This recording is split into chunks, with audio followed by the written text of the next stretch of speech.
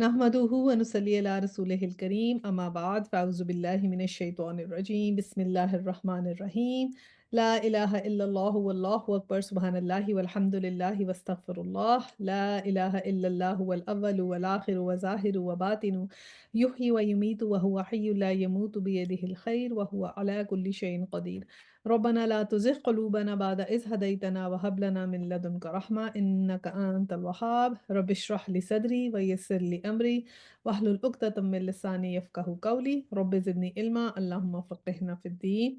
अस्सलामु अलैकुम वरहमतुल्लाहि वबरकातुहू। चलिए जी, इंशाअल्लाह ताला सूरह सौद का जो है वो आज आया 41 से स्टार्ट करते हैं। मैं तिलावत लगाती हूँ। واذكر عبدنا أيوب إذ نادى ربه أني مسني الشيطان بنصب وعذاب اركض برجلك هذا مغتسل بارد وشراب ووهبنا له أهله ومثلهم معهم رحمة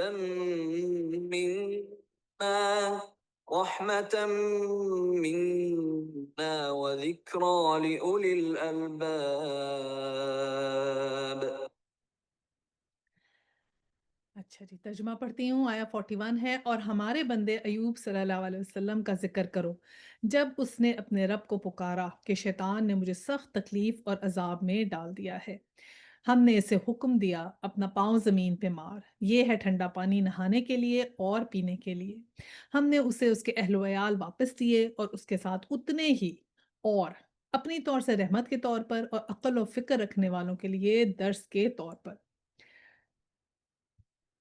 अच्छा जी, अब यहाँ पर हमने ज़िक्र अब देख रहे हैं। पहले हमने जो है वो सूरह स्वाद में थोड़ा-सा रिकैप कर लेते हैं कि हमने जो है वो इसके अंदर पढ़ा था कि इसमें अल्लाह सुब्हानहू व तआला कुरान का ज़िक्र था कि अल्लाह ताला का ज़िक्र है ये, और ये ज़िक्र था कि क्यों लोग जो है वो तकब्बुर और ज़िद की वजह से है जो है वो कुरान को मोस्टली जो लोग हैं, वो जो काफ़िर लोग हैं, वो उसकी वजह से नहीं मानते। और फिर हमने आद और समूद और फ़िरौन की मिसालें पढ़ी कि अल्लाह सुब्हानहू तआला ने कहा था कि वो तुम जो कुरैश मक्का हैं, वो तो अभी इतनी ऊँचाइयों को पहुँचे नहीं जो ऊँचाइयाँ आद, समूद और फ़िरौन को मिली।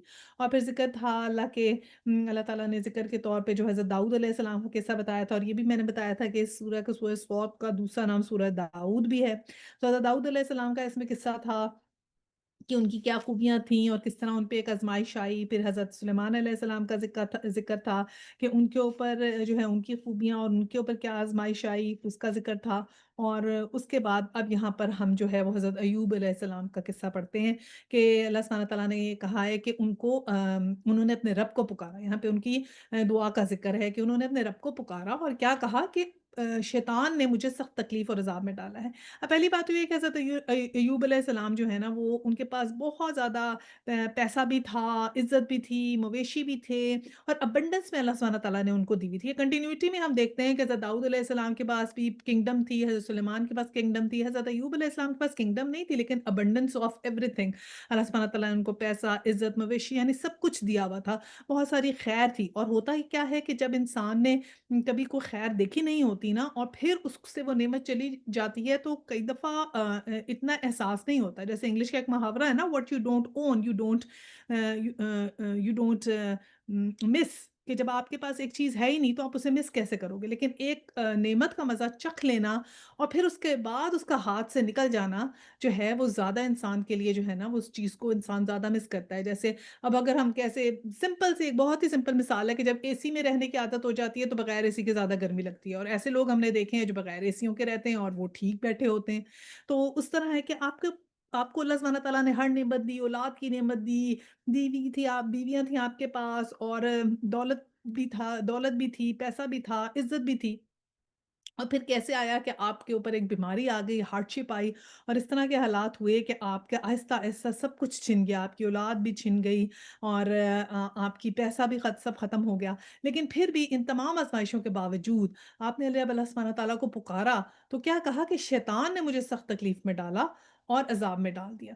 تو ہم نے اب دیکھیں نا شیطان کو تو یہ نہیں ہے نا، یہ اللہ تعالیٰ نے اختیار تو نہیں دیا ہوا کہ وہ کسی کے اوپر کوئی تکلیف لا سکتا ہے۔ تو کیوں آپ نے یہ بات کہی کہ شیطان نے مجھے سخت تکلیف اور عذاب میں ڈال دیا؟ اچھا اب ہے اس طرح کہ یہ ایکچولی حسن ادب ہے۔ حسن ادب اس طرح ہے کہ جب اب اللہ تعالیٰ سے جب آپ کا تعلق ہوتا ہے نا تو وہ جب اللہ تعالیٰ سے آپ شکایتیں بھی کرتے ہیں نا تو پھر آپ اس شکایت میں یہ بھی نہیں کہتے کہ یہ اللہ تعالیٰ نے مجھے جو ہے نا وہ مشکل اللہ یا تکلیف مجھے اللہ تعالیٰ کی طرف سے آئی۔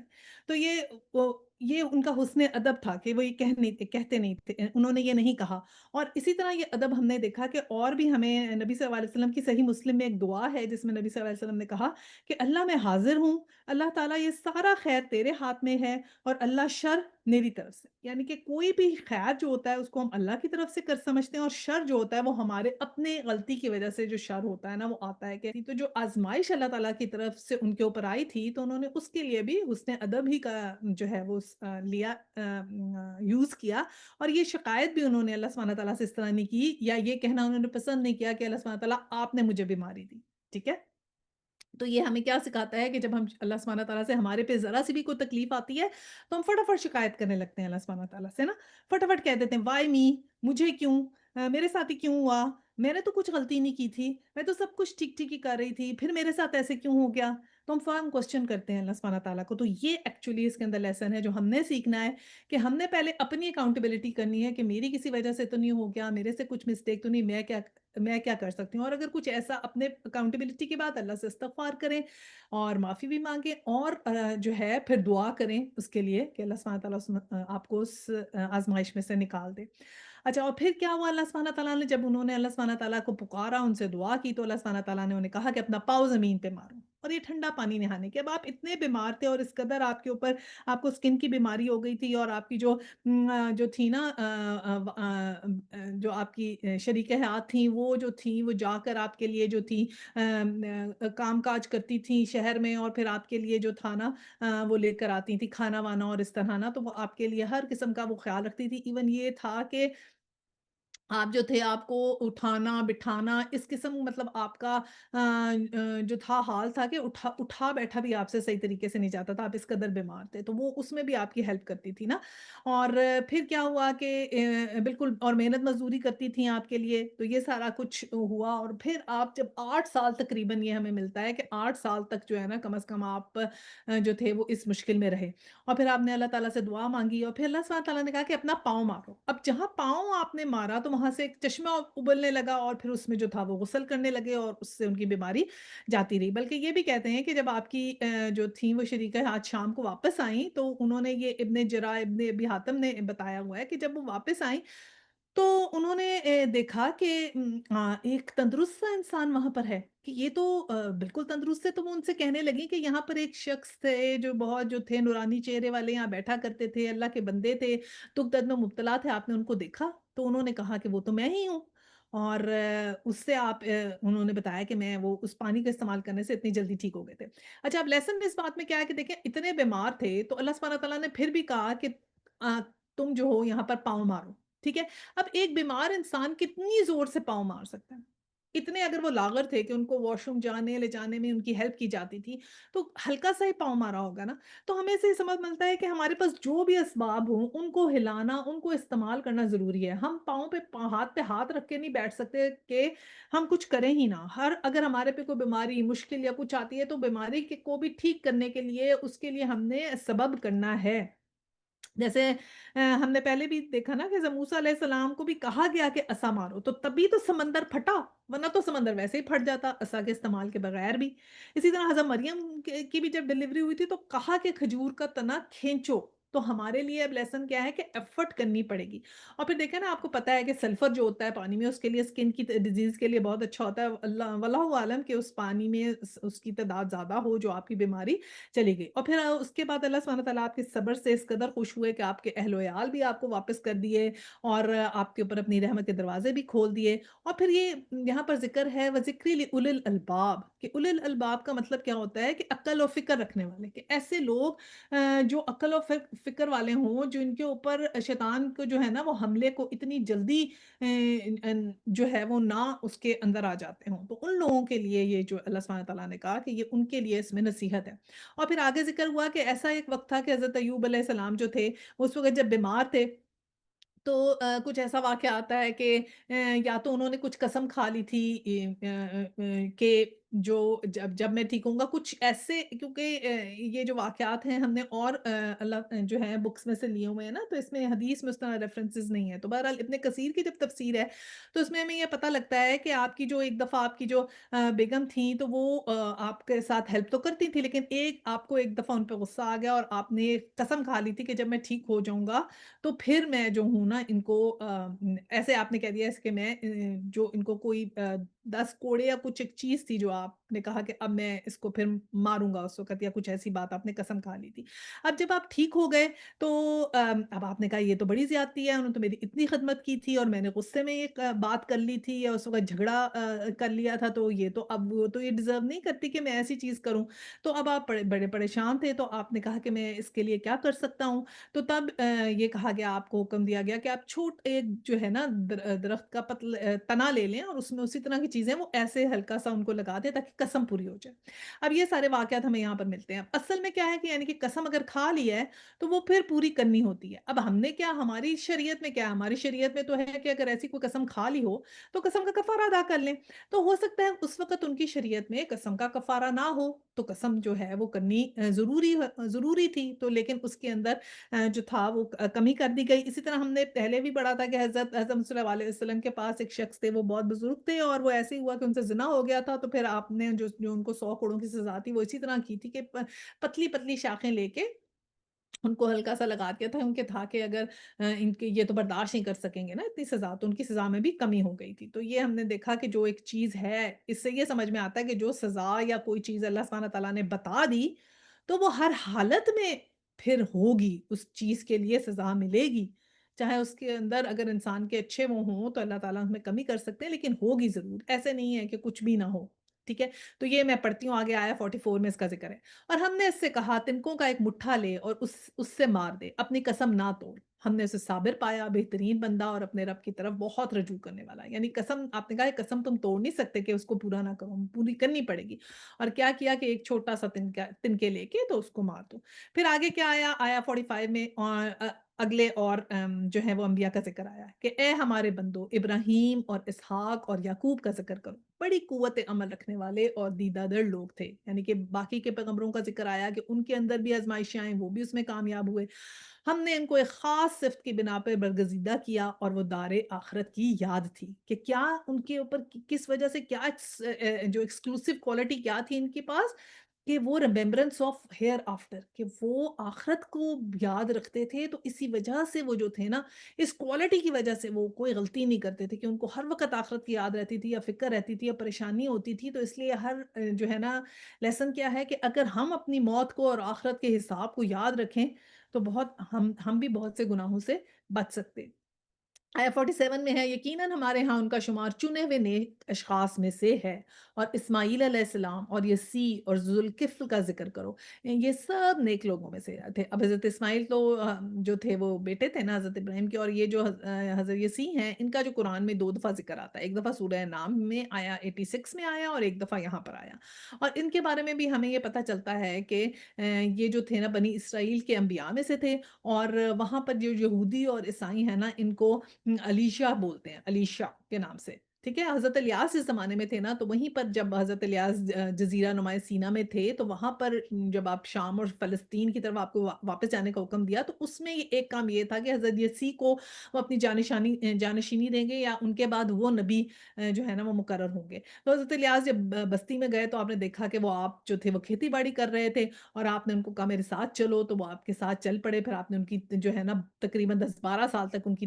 تربیت کی، اور پھر جو تھا آپ کے بعد ان کو جو ہے وہ نبوت ملی، اور پھر وہ جو ہم نے پہلے بھی پڑھا تھا کہ وہ بل کی پوجا کیا کرتے تھے نا، بل پرستی کا خاتمہ تھا، تو اس میں پھر جو کردار حضرت الیاس کا تھا تو اس کو کیری فارورڈ کیا حضرت یسی علیہ السلام نے، ٹھیک ہے۔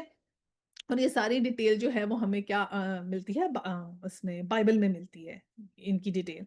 और इसी तरह ज़ुल्किफ़्ल का भी ज़िक्र है, ज़ुल्किफ़्ल का भी हमने पहले ज़िक्र किया था कि इनका भी 2 दफ़ा कुरान में ज़िक्र है और ये सब नेक लोगों में से थे। अच्छा जी, अब 49 में आया, ये एक ज़िक्र था, अब सुनो कि मुत्तकी लोगों के लिए यकीनन बेहतरीन ठिकाना है। अब जब तमाम नबियों का ज़िक्र हो गया तो फिर अल्लाह सुब्हानहू व तआला ने कहा कि ये जो लोग हैं, जो अल्लाह से डर के चलते हैं, अल्लाह से बच के चलते हैं, तो फिर उनका ठिकाना क्या होगा? वो कैसा ठिकाना उनको मिलेगा? तो उसकी डिटेल अब आगे आ रही है कि आया 15 में आया, हमेशा रहने वाली जन्नतें, जिनके दरवाज़े उनके लिए खुले हुए होंगे, यानी कि दरवाज़ा भी खोलने की ज़रूरत नहीं है। ऐसी जन्नतें हैं जो हमेशा-हमेशा कायम रहेंगी और उनके लिए उनको वो भी नहीं है कि दरवाज़ा ही खोलें, वो भी उनके लिए खुले रखे जाएँगे, उनको वेलकम जो है ना किया जाएगा। और फिर क्या कहा कि इनमें वो तकिए लगाए हुए बैठे होंगे, खूब-खूब फ़वाक़ा मशरूबात तलब कर रहे होंगे, यानी कि तकिए लगा के इंसान कब बैठता है? जब बहुत ही रिलैक्स हो ना, जब कोई काम ना हो, बिल्कुल रिलैक्स कर रहा हो, उस वक़्त। और फिर आया 52 में, और इनके पास शर्मीली हमसन बीवियाँ होंगी। और फिर क्या कहा कि हमसन बीवियाँ, यानी कि सेम एज की बीवियाँ होंगी, इक्वल एज की। क्योंकि कई दफ़ा अगर ज़्यादा एज गैप भी हो जाए ना, तो इंटरेस्ट भी डिफरेंट हो जाते हैं। तो सेम एज की बीवियाँ होंगी। और फिर क्या फरमाया कि ये वो चीज़ें हैं, 53, ये वो चीज़ें हैं जिन्हें हिसाब के दिन अता करने का तुमसे वादा किया जा रहा है, कि जो सब चीज़ें जिनका ज़िक्र है ना, ये क़यामत के दिन इनका वादा होगा। किन लोगों के लिए वादा है? मुत्तकी लोगों के लिए। और फिर उसके बाद क्या कहा कि ये हमारा रिस्क है जो कभी खत्म होने वाला नहीं, कि अल्लाह की ये मेहरबानी है और इतना कैसा रिस्क है जो कभी खत्म भी नहीं होगा, हमेशा हमेशा के लिए नेमतें मिल जाएंगी। और फिर आया 55, ये तो है मुत्तकियों का अंजाम, और सरकशों के लिए बदतरीन ठिकाना है। ऑपोजिट ऑपोजिट बात आई कि एक तो ये कि जो बच बच के चलते हैं, अल्लाह के खौफ से चलते हैं, उनके लिए इनामात हैं। और जो ऑपोजिट है उनके लिए क्या होगा? 56 में जहन्नम, जिसमें वो झुलसे जाएंगे, बहुत ही बुरी कयामगाह है। ये है उनके लिए, बस वो मज़ा चखें खौलते हुए पानी और पीप, लहू और इस किस्म की दूसरी तलख़ियों का। वो जहन्नम की तरफ अपने पैरों को आते देखकर आपस में कहेंगे, ये एक लश्कर तुम्हारे पास घुसा चला आ रहा है, कोई खुशामदीद इनके लिए नहीं है, ये आग में झुलसने वाले हैं। 60 में है, और वो उनको जवाब देंगे, नहीं, बल्कि तुम ही झुलसे जा रहे हो, कोई खैर मकदम तुम्हारे लिए नहीं है, तुम ही तो ये अंजाम हमारे आगे लाए हो, कैसी बुरी है ये जाए करार। तो अब ये बात का जिक्र कहा गया कि क्या होगा कि जहन्नमी जो होंगे, एक तो उनके लिए खाने पीने का बताया कि उनका खाना कैसा होगा, कि इस किस्म का होगा कि वो खोलता हुआ पानी मिलेगा। ये जो हमीम होता है ना, इसका मतलब होता है कि बहुत ही खोलता हुआ पानी। और गुस्साख, गुस्साख क्या है कि पीप, यानी जो ऐसी चीज़ें, रतूबत जो जिस्म में से निकले ना, उसको बोलते हैं गुसाख, यानी कि पीप और लहू और इस तरह की चीज़ें खाने के मिलेंगी। और हमने क्या पढ़ा था कि ज़क़ूम का जो दरख्त है, वो उनको मिलेगा। उसमें से वो खाना-पीना उनका होगा, तो इस किस्म का खाना-पीना उनका होगा।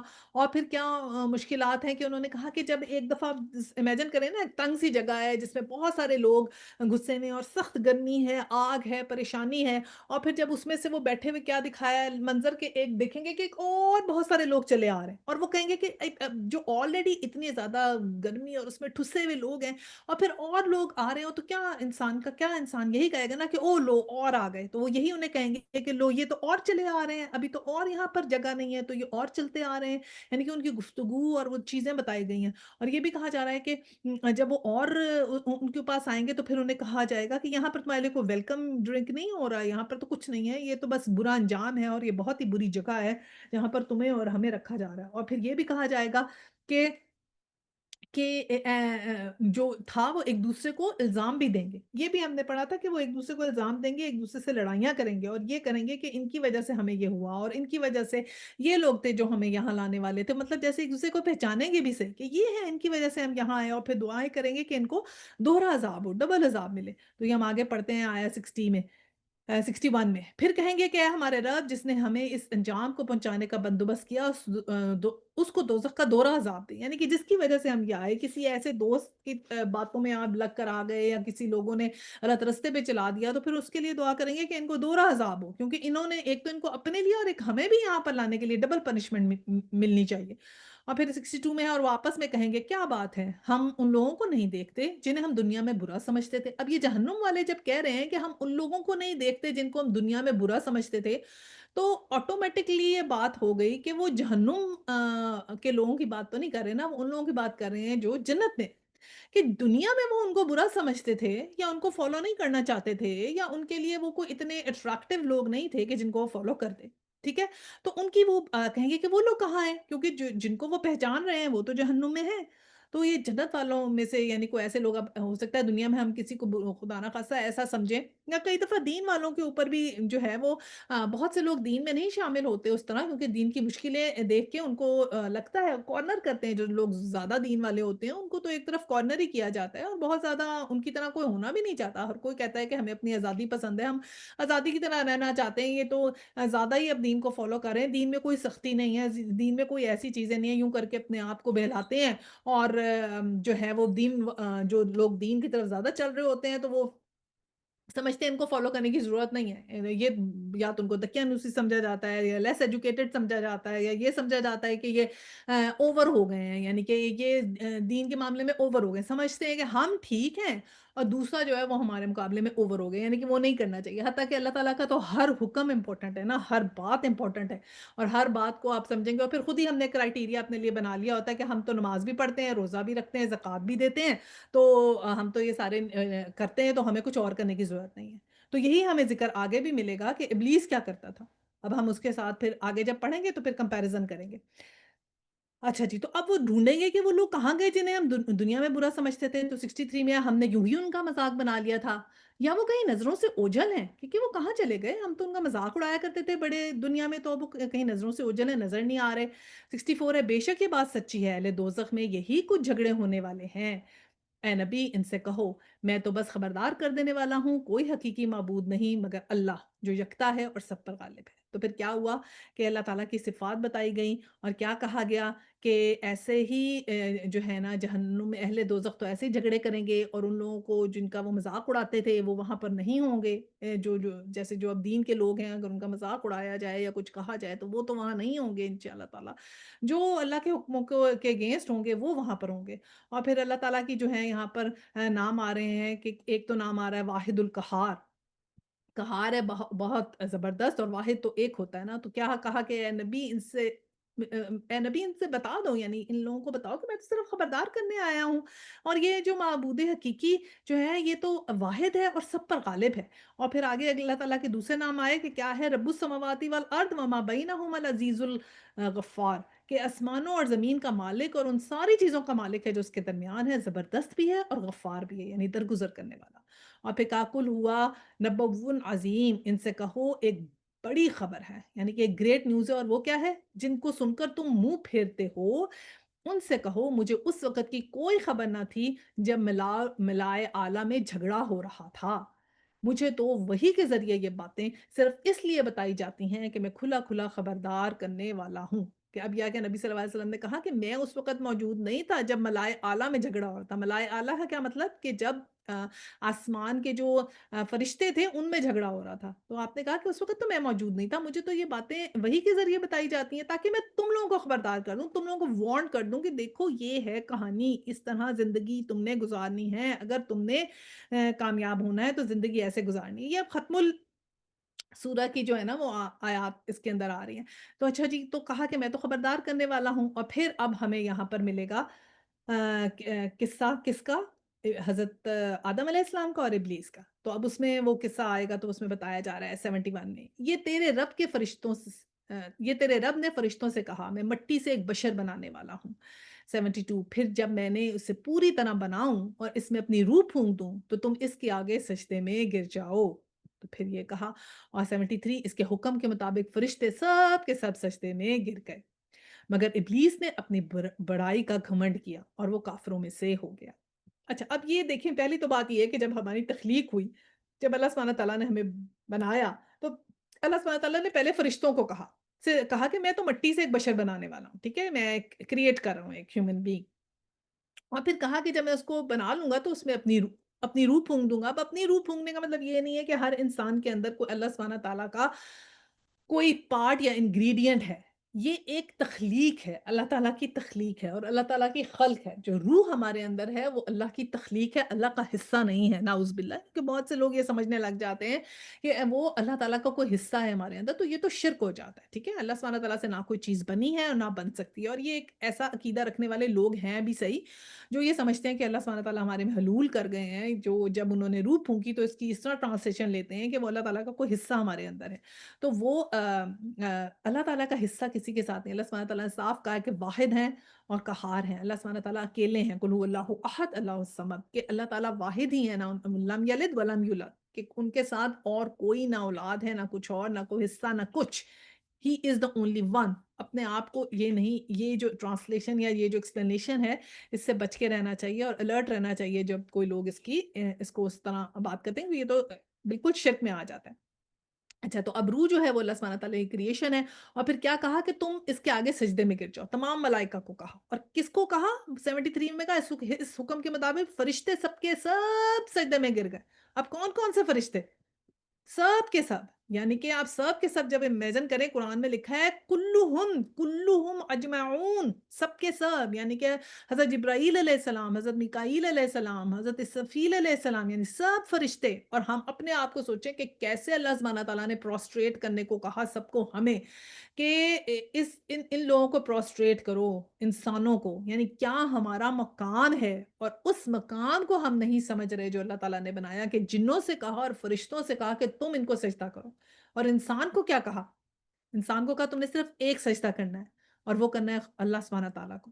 اور اللہ سبحانہ تعالیٰ کو اگر ہم سجدہ نہیں کریں گے اور اوروں کو سمجھتے رہیں گے کہ وہ ہمارے لیے کوئی ذریعہ بن سکتے ہیں کسی چیز کا، تو ہم جو ہے وہ اللہ کو سجدہ کریں اور ہر چیز کے لیے اللہ کو ہی سمجھیں کہ اللہ سبحانہ تعالیٰ جو ہیں وہ ہی ہمیں ہر چیز جو ہے وہ دے سکتے ہیں. He is the provider, he can provide us every thing یہ ہم سمجھیں، کیونکہ ہم جب کیا کرتے ہیں، شیطان کے پیچھے لگتے ہیں، شیطان کے کاموں پہ لگتے ہیں، تو پھر ہم اس وقت بھول جاتے ہیں کہ ہمارا کیا مقام ہے، اور ہمیں صرف خدا کو سجدہ کرنے کو کہا ہے. اور جب ہم خدا کو سجدہ کریں تو اس کا مطلب ہے ہم شیطان کو سجدہ نہیں کر سکتے. تو جب ہم شیطان ہمیں جو باتیں بتاتا ہے، اور جب ہم شیطان کی باتوں میں آتے ہیں، ہم شیطان کے کہنے مانتے ہیں اور اللہ کا کہنا نہیں مانتے، تو ایک لحاظ سے یہی ہو جاتا ہے نا کہ ہم شیطان کو سجدہ کر رہے ہیں جب ہم اس کا کہنا مان رہے ہیں. تو یہ اس کے لیے بہت بہت ہی کیئرفل ہونا چاہیے. اور پھر کیا کہا کہ مگر ابلیس نے اپنی برائی کا گھمنڈ کیا اور وہ کافروں میں سے ہو گیا. اب ابلیس نے کیوں نہیں سجدہ کیا؟ اس نے تو بڑائی کا گھمنڈ کیا کہ میں تو بہت کو جو ہوں، اسپیشل چیز ہوں. اور کیا کہا 75 رب نے فرمایا، اے ابلیس، تجھے کیا چیز اس کو سجدہ کرنے سے مانے ہوئی جس میں نے اپنے دونوں ہاتھوں سے بنایا ہے؟ تو بڑا بن رہا ہے، یا تو ہے، کیا تو ہی ہے کچھ اونچے درجے کی ہستیوں میں سے؟ یعنی کہ اس کا جو تکبر تھا، جو وہ سمجھتا تھا کہ اللہ سبحانہ تعالیٰ نے کہا کہ جب میں نے تمہیں ایک حکم دے دیا ہے اور تم میرا حکم نہیں مان رہے. اللہ تعالیٰ نے جب یہ کہا کہ تم میرا کہنا مانو کہ میں نے تمہیں کہا ہے کہ تم سجدہ کرو، تو سجدہ اس نے نہیں کیا. جو ابلیس ہے کیا اللہ کو مانتا تھا؟ اس ایکشن میں تو اللہ کے حکم کا انکار کرا نا، تو اللہ کو مانتا ہوا، عبادت گزار تھا، نماز پڑھتا تھا، اللہ کی عبادت کرتا تھا. پھر اب کیا اس نے غلطی کیا کی؟ ایک بات ہے، اللہ تعالیٰ نے کہا اس کو سجدہ کرو. اب اس کو سینس نہیں بنا رہا کہ میں سجدہ کروں، اس کی اپنی سینس کہہ رہی ہے نا کہ یہ مجھے تو سینس نہیں بنا رہا، میں اس کو کیوں سجدہ کروں؟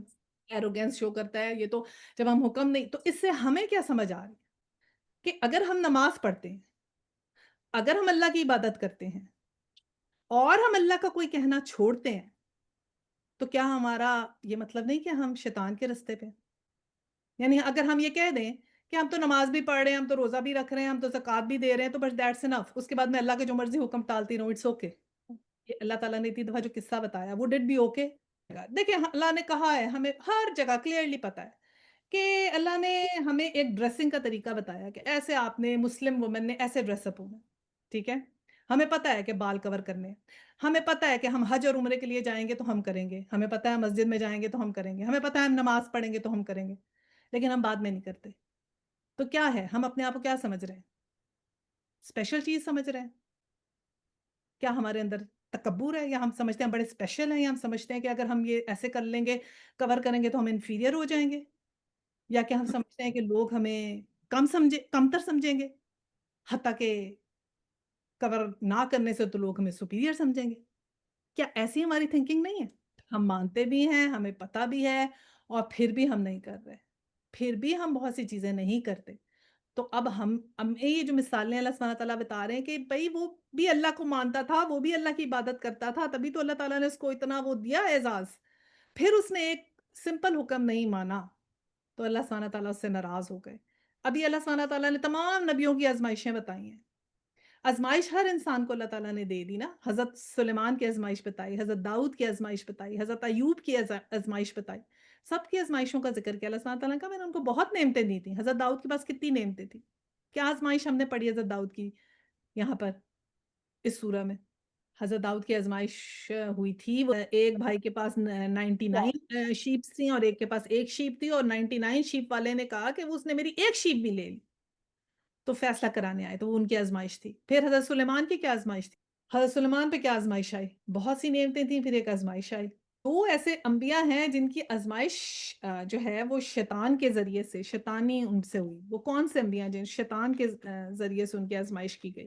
ایک تو حضرت آدم علیہ اور دوسرے جو تھے حضرت سلیمان.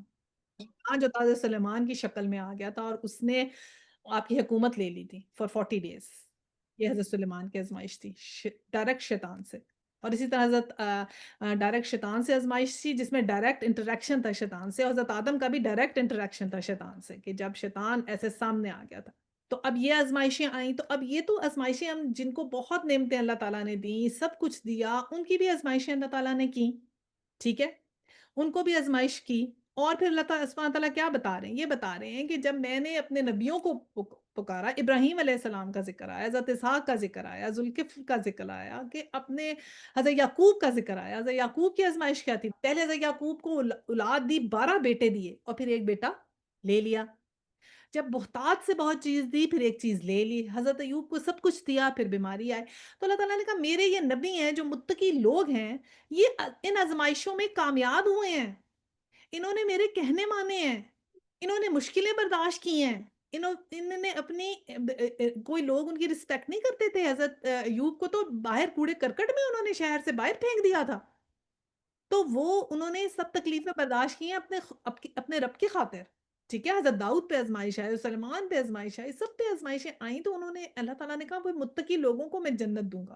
اور پھر دوزخ کا بتایا کہ دوزخ میں کون لوگ جو جا رہے ہیں، جو کہنا نہیں مان رہے، جو ان لوگوں کا مذاق اڑا رہے ہیں، جو بہت زیادہ دین کے اوپر ہے تو وہ ان کو سمجھتے ہیں کہ یہ تو غلط ہے، پتہ نہیں. اور پھر اللہ تعالیٰ نے کہا کہ ایسی ہی بس آزمائشیں میں تم سے لوں گا، چھوٹی چھوٹی اس طرح کی آزمائشیں ہیں. نبیوں کی آزمائشیں آپ نے دیکھی ہے نا. کوئی آپ اس طرح کی چیز ہے کہ ایک پہ بیماری آ گئی، ایک کو وہ مقدمے کا فیصلہ کرنا تھا. حضرت داؤد کو حضرت سلیمان کا جو تھا وہ شیطان نے ان کی حکومت لے لی تھی. حضرت یعقوب کے بیٹے کی آزمائش تھی. ایسی ہے نا آزمائشیں جیسے ہم عام زندگی میں آزمائشیں دیکھتے ہیں.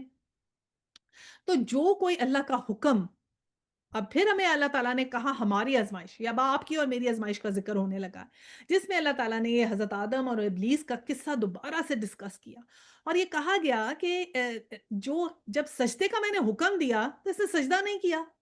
ایک سمپل حکم ہے. ایک ایسا جن جو اللہ کی عبادت کرتا ہے، جو اللہ کو مانتا ہے، جو اللہ کے ساتھ شرک نہیں کرتا، جو اللہ کو مانتا ہے، اللہ کی عبادت کرتا ہے اور اتنی عبادت کرتا ہے کہ اس کو اللہ تعالیٰ نے جنت کا دروغہ بھی بنایا. اتنی اس کو آگے تک پہنچ گیا. اب اس نے اللہ تعالیٰ کے ایک حکم کو انکار کیا. یعنی ایک ایسا جن جیسے ہم سمجھتے ہیں نا میں تو بہت اچھی ہوں، میں تو یہ بھی نماز بھی پڑھتی ہوں، روزہ بھی رکھتی ہوں، تہجد بھی پڑھتی ہوں، زکوٰۃ بھی دیتی ہوں، میں نے حج بھی کیا، میں عمرے بھی کرتی ہوں، میں سب کچھ کرتی ہوں. تو اب میں کوئی بھی ایک حکم اللہ کا ٹال سکتی ہوں؟ نہیں ڈال سکتی. رائٹ.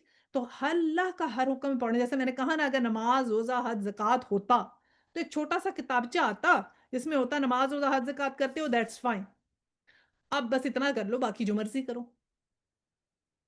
تو ہم نے یہ بہت بہت کیئرفل ہونا ہے کہ اپنے آنکھوں کے اندر جو ہم نے پٹی لگائی ہے کہ ہمیں پتہ ہے کہ یہ غلط ہے، بٹ ہم آنکھوں کے آگے پٹی باندھے بس چلے جا رہے ہیں کہ ہاں ٹھیک ہی ہے، اٹس انف فار می. کیونکہ شیطان ہمیں بہلا کے رکھ رہا ہے. That's enough for you, you do not need to do more, you are already doing enough. تم بہت اچھے انسان ہو، تم لوگوں کی مدد بھی کرتے ہو، تم صدقہ نکالتے ہو، تم لوگوں کی مدد کرتے ہو، تم زکوٰۃ دیتے ہو، تم نماز پڑھتے ہو، تم سب کچھ کرتے ہو. حتیٰ کہ وہ شیطان خود بھی نماز پڑھتا تھا، خود بھی عبادت گزار تھا اور وہ اللہ کے حکم کا انکار کرتا تھا، تو وہی وہ ہم سے کرواتا ہے.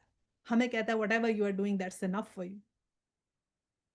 تو ہم نے قرآن کے اسٹوڈنٹ ہو کے سیکھنا ہے کہ ہمارے پاس کوئی چوائس نہیں ہے سوائے اس کے کہ ہم حکموں کی تعمیل کریں. اور ہم جب حکم کو مانتے ہیں نا کہ یہ حکم کریکٹ ہے، تو اس کے ماننے سے صرف فرق نہیں پڑے گا، اگر میں مانتی ہوں کہ یہ حکم رائٹ ہے یا یہ اللہ کا حکم ہے، میں نے مانا، پہلی چیز تو ڈیفینیٹلی یہ ہے۔ اگر کوئی یہی نہیں مانتا کہ جی اسلام میں پردہ ہی نہیں ہے، آپ ان لوگوں کے پیچھے لگ گئے ہیں جو کہہ رہے ہیں ہے ہی نہیں پردہ، تو وہ تو پھر دوہرا ہو گیا۔ پہلا تو ماننا واقعی امپورٹنٹ ہے، اور پھر اس پہ عمل کرنا۔ عمل اگر نہیں کیا تو پھر خالی ماننے سے بات نہیں بنے گی۔ اچھا جی، اب آگے ہم نے کیا دیکھا؟ 76 پہ پڑھتے ہیں۔ اس نے جواب دیا، میں اس سے بہتر ہوں۔ آپ نے مجھ کو آگ سے پیدا کیا اور اس کو مٹی سے پیدا کیا۔ اب یہ اس کا اپنا گمان ہے، کسی طرح اس نے سمجھ لیا آگ مٹی سے بہتر ہے، حتیٰ کہ مٹی میں کیا، مٹی آگ سے کیسے بہتر ہے؟ اور پھر کیا ہے کہ مٹی میں زندگی ہے، تو آپ گرو کرتے ہیں، ٹھیک ہے؟ اور آگ میں کیا ہے؟ ڈسٹرکشن، وہ کچھ گرو نہیں کرتی، رائٹ؟ تو اس نے ایک اپنی حساب سے سمجھ لیا کہ جو آگ ہے وہ بہتر ہے۔ اچھا، اب آگے کیا آیا؟ 77 فرمایا، اچھا تو یہاں سے نکل جا، تو مردود ہے۔ اب اتنی سی بات پہ اللہ سبحانہ تعالیٰ ناراض ہو گئے اس سے؟ یہ نہیں کہا کہ تم تو توحید کے اوپر ہو، تم تو اتنی نمازیں پڑھتے ہو، تم تو اتنے وہ، تو تم چلو میں نے تمہیں معاف کیا، یا تمہیں ٹھیک ہے، اٹس اوکے۔ اس نے معافی نہیں مانگی۔ اگر وہ معافی مانگ لیتا تو اللہ سبحانہ تعالیٰ اسے معاف کر دیتا۔ اس نے معافی نہیں مانگی، تو یہ دوسرا لیسن ہے۔ غلطیاں ہم سے ہوئی، ہوتی رہیں، ہوتی رہیں گی۔ جتنے بھی ہم اچھے نیک بن جائیں، سروں پہ دوپٹے لے کے، میں اپنی مثال بھی دیتی ہوں، سروں پہ دوپٹے لے کے میں بیٹھے رہوں، جو مرضی کر لوں، یہ گارنٹی تھوڑی ہے کہ غلطی نہیں ہوگی۔ غلطی تو ہوگی، غلطی تو پھر بھی ہوگی۔ تو غلطی کے ساتھ معافی معافی معافی، استغفار کا تو پکڑ لیں دام۔ اچھا، اب یہی ہوا۔ اچھا تو نکل جا، تو مردود ہے، اللہ سبحانہ تعالیٰ نے کہا، اور تیرے اوپر یوم الجزا تک میری لعنت ہے۔ یہ بہت بڑی بات ہے، لعنت کسی کے اوپر اللہ تعالیٰ کی ہونا۔ 79 وہ بولا ہے میرے رب یہ بات ہے تو پھر مجھے اس وقت تک کے لیے مہلت دے دے جب یہ لوگ دوبارہ اٹھائے جائیں۔ اب اس کی حالت دیکھیں کہ اگر وہ اس وقت اللہ سے معافی مانگتا، اسے معافی مل جاتی۔ اس نے معافی نہیں مانگی، کیا مانگا؟ اللہ تعالیٰ سے پھر مانگ رہا ہے کہ اتنی اللہ تعالیٰ کی نافرمانی کر کے پھر اللہ سے مانگ رہا ہے۔ اس کا مطلب ہے کہ ہم اللہ کی نافرمانیاں کرتے ہیں، اور اگر ہم اللہ سے دعائیں مانگتے ہیں، اللہ تعالیٰ تو پھر بھی ہمیں ہماری دعائیں قبول کر لیتے ہیں۔ تو پھر کیا ہوا کہ اس نے پھر اللہ تعالیٰ سے کیا مانگا کہ مجھے مہلت دے دے دوبارہ، جب تک یہ لوگ دوبارہ اٹھائے جائیں گے۔ فرمایا، اچھا تجھے اس روز تک کے لیے مہلت دی ہے جس کا وقت مجھے معلوم ہے۔ اس نے کہا، تیری عزت کی قسم میں لوگوں کو بہکا کر رہوں گا۔ اب اس کو دیکھیں، اللہ تعالیٰ نے مہلت دی نا، تو ہمیں بھی مہلت دی ہے۔ کب تک؟ جب تک ہماری زندگی ہے، مہلت ہے کہ ہم توبہ کر لیں، اللہ سے اپنے گناہوں کی معافی مانگ لیں اور اپنے آپ کو درست کر لیں۔ جیسے اس کو مہلت دی، ہمیں بھی اللہ نے مہلت دے دی۔ اور پھر اس نے کیا کہا؟ قسم کھائی، تیری عزت کی قسم، قال فبعزتک، کہ میں آپ کی عزت کی قسم کھاتا ہوں کہ میں لوگوں کو بہکاؤں گا، بجز تیرے ان بندوں کے جنہیں تو نے خالص کر لیا ہے۔ صرف ان لوگوں کو جن کو خالص کر لیا نہیں بہکا پاؤں گا۔ فرمایا، تو حق یہ ہے اور میں حق ہی کہا کرتا ہوں۔ اللہ تعالیٰ نے کہا کہ یہی حق ہے اور میں حق ہی کہتا ہوں۔ 85 کہ میں جہنم کو تجھ سے اور ان سب لوگوں سے بھر دوں گا جو ان انسانوں میں سے تیری پیروی کریں گے۔ اب یہ اللہ تعالیٰ نے یہاں پر حق بات کر دی، اور کیا کہی کہ جو بھی انسان شیطان کی پیروی کرے گا، اللہ تعالیٰ اس کو جہنم کو ان لوگوں سے بھر دیں گے جو اس کی پیروی کرے گا۔ تو استغفر اللہ، بہت بہت ہم اس بات سے ڈریں، خوف زدہ ہوں کہ یہ جو شیطان ہمیں بہکاتا ہے دن رات دن رات دن رات، اس پہ تالا کیسے لگانا ہے۔ اور اس پہ تالا صرف اور صرف لگ سکتا ہے اللہ کے ذکر سے اور قرآن سے۔ جب ہم قرآن سے جڑیں گے، قرآن کی بات سنیں گے، قرآن پر عمل کریں گے، تو ہی ہمیں اس بات سے جو ہے وہ اس کی بات سمجھ نہیں آئے گی، کیونکہ اس نے کہا نا، میں صرف ان کو نہیں بہکا سکتا جن کو تو نے خالص کر لیا۔ اور خالص کون ہوتا ہے؟ جو متقی لوگ ہوتے ہیں، جو اللہ کا کہا مانتے ہیں، جو اللہ کا، ورنہ تو ہم جو ہے نا قرآن پڑھتے بھی جائیں گے تو ہمیں اثر نہیں ہوگا جب تک ہمارے دل میں ایمان نہیں آئے گا۔ 86 اے نبی، ان سے کہہ دو کہ میں اس تبلیغ پر تم سے کوئی اجر نہیں مانگتا اور نہ میں بناوٹی لوگوں میں سے ہوں۔ یہ تو ایک نصیحت ہے تمام جہان والوں کے لیے، اور تھوڑی مدت ہی گزرے گی کہ تمہیں اس کا حال خود معلوم ہو جائے گا۔ کہ پھر نبی پاک صلی اللہ علیہ وسلم کو کہا کہ ان کو بتا دو کہ یہ تو نصیحت ہے جو میں تم لوگوں کو کر رہا ہوں، بس تھوڑی دیر گزر جائے تو تمہیں خود معلوم ہو جائے گا کہ یہ کیا چیز کہاں سے کہاں تک جاتی ہے، اور یہ جو باتیں تمہیں کہی جا رہی ہیں، جو تمہیں بتائی جا رہی ہیں، تو جب تمہاری موت آئے گی، جب وہ وقت ختم ہوگا، جب تمہیں قبر میں جاؤ گے، پھر تمہیں خود بخود پتہ چل جائے گا یہ جو باتیں ہم قرآن میں بتاتے تھے یہ سچی تھی کہ نہیں۔ تو کیا ہم ویٹ کر سکتے ہیں اس وقت کا جب ہم قبر میں چلے جائیں؟ तो हमारे पास कुछ वापस जाने का ना हो, जब अल्लाह ताला ने बताया कि जब वो कब्रों में जाएँगे और जब वो क़यामत के दिन पछताएँगे कि काश हमने ये एक भी गलती ना की होती, काश हमने उसकी बात सुन ली होती, काश हम अल्लाह के बताए हुए रास्ते पे चले होते। तो क्या हम इस इम्तिहान में फेल हो जाने की तैयारी कर रहे हैं या पास हो जाने की? तो अगर पास हो जाने की तैयारी कर रहे हैं तो फिर तो हमारे पास ये हमारा तरीक़ाकार ठीक नहीं है कि अगर हमें बहुत सी चीज़ें पता भी हैं कि ये गलत है और हम उनको किए ही जाएँ। तो अल्लाह ताला ने जो हमें ये मोहलत दे दी, तो इस मोहलत का हम फ़ायदा उठाएँ, अपनी ज़िंदगियों को बेहतर करें, इम्प्रूव करें और कोशिश करें कि उसको बिल्कुल अल्लाह सुब्हाना ताला के मुताबिक गुज़ारें। ठीक है, यहाँ हमारी सूरह स्वाद जो है वो ख़त्म होती है। सूरह स्वाद का छोटा-सा मैंने आपको सिनॉप्सिस तो बता दिया कि इसमें अल्लाह का ज़िक्र है, इसमें नबियों की आज़माइशें हैं। तो बेसिकली ये ऑल अराउंड घूमती है कि आज़माइशें कौन-कौन सी हैं, अल्लाह ने कौन-कौन सी आज़माइशें की हैं और कैसे नबियों को आज़माया, कैसे फिर हमारी आज़माइश का ज़िक्र है कि बेसिकली अल्लाह सुब्हाना तआला अगर आप देखें ना हर चीज़ कैसे जुड़ती है। जब हमने ये सूरह स्वाद पढ़ी तो इसमें बिल्कुल जोड़ है आज़माइश से आज़माइश से आज़माइश। तो फिर एंड में हमारी आज़माइश का ज़िक्र है कि ये कैसे होगा। दुआ करते हैं। وآخر الدعوانا أن الحمد لله رب العالمين سبحانك اللهم وبحمدك نشهد أن لا إله إلا أنت أستغفرك وأتوب إليه. السلام عليكم ورحمة الله وبركاته.